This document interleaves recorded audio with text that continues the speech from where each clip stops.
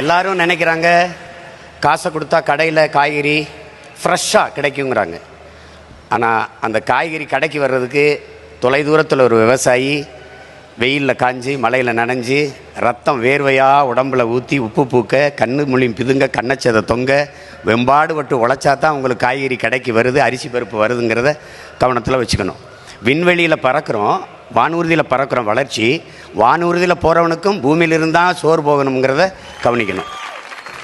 நீங்கள் எந்த நாட்டிலையும் கார் இல்லை செல்ஃபோன் இல்லைன்னு புரட்சி வந்ததில்லை. ஆனால் நீரும் சோறு இல்லைன்னா அங்கே புரட்சி வராமல் இருந்ததில்லை. அதுக்கான டீசர் உங்களுக்கு புரிகிற மொழி சொல்கிறோம், அதுக்கான ட்ரெய்லர், அதுக்கான முன்னோட்டம் பக்கத்தில் இருக்கிற இலங்கையில் நடந்து கொண்டு இருக்குங்கிறத நீங்கள் கவனிச்சுக்கணும். நீங்கள் கொரோனா வந்தது, காசு இருந்தது, யாரும் நகை கடைக்கு போய் நகையை வாங்கி வைப்போம்னு நினைக்கல, ஜவுளி கடைக்கு போய் புதுதாக துணி எடுத்து சேமிப்போம்னு நினைக்கல, ஷோரூமில் போய் புதுசாக கார் வாங்கிட்டு வரும்னு நினைக்கல. எங்கே மளிகை கடை திறந்துருக்கு, எங்கே காய்கறி கடை திறந்துருக்குன்னா நீங்கள் தேடினீங்க. அப்படின்னா உணவின் அவசியத்தை நீங்கள் புரிஞ்சுப்பீங்கன்னு நினைக்கிறேன். உலகத்தில் வேளாண்மையை கைவிட்ட எல்லா நாடுகளும் பிச்சை எடுக்குது. நீங்கள் தொழில் வளர்ச்சிங்கிறீங்க. தொழில் வளர்ச்சி, வேலை வாய்ப்பு, வேலை பார்த்தா சம்பளம் கிடைக்கும். சம்பளத்துக்கு என்ன செய்வீங்க? நல்லா சாப்பிடுவீங்க. சாப்பாடு எங்கேருந்து வரும்? யார்ட்டையும் பதில் இல்லை. விவசாயத்தை படிக்காதவன் செய்கிற தொழில் என்று நினைக்கிறீங்க. விவசாயம் தொழிலே கிடையாது, அது நம் பண்பாடு, நம்முடைய வாழ்வியல் என்பதை நீங்கள் புரிஞ்சுக்கணும். விவசாயத்தை படிக்காதவன் செய்கிறதுன்னு நீங்கள் நினச்சிங்கன்னா படித்தவனுக்கு பசிக்காதான்னு கேள்வி கேட்டால் பதில் இல்லை. அப்போ படித்தவன்லாம் சாப்பிடாத, யாரும் சாப்பிடாத, அவ்வளோதானே.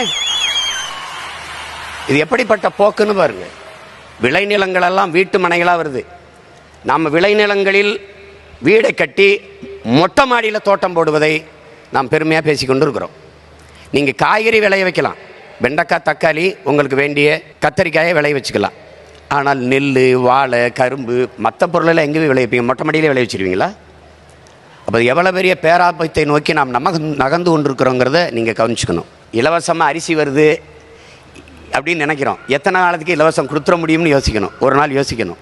ஒரு மனிதன் தன் வாழ்நாளில் என்றாவது ஒரு நாள் வழக்கறிஞரை சந்திக்கிறான், அது அட்வொகேட்டை. என்றாவது ஒரு நாள் பொறியாளர் சந்திக்கிறான், இன்ஜினியரை. என்றாவது ஒரு நாள் மருத்துவரை சந்திக்கிறான், டாக்டரை. ஆனால் ஒரு நாளைக்கு 3 வேளை விவசாயியை சந்திக்கிறான். அதை புரிஞ்சுக்கணும்.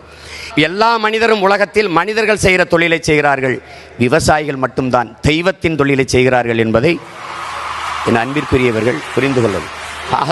அது இங்கே பாருங்க, உழவு இல்லை என்றால் உணவு இல்லை, உணவு இல்லை என்றால் உயிர்கள் இல்லை, உயிர்கள் இல்லை என்றால் உலகம் இல்லை.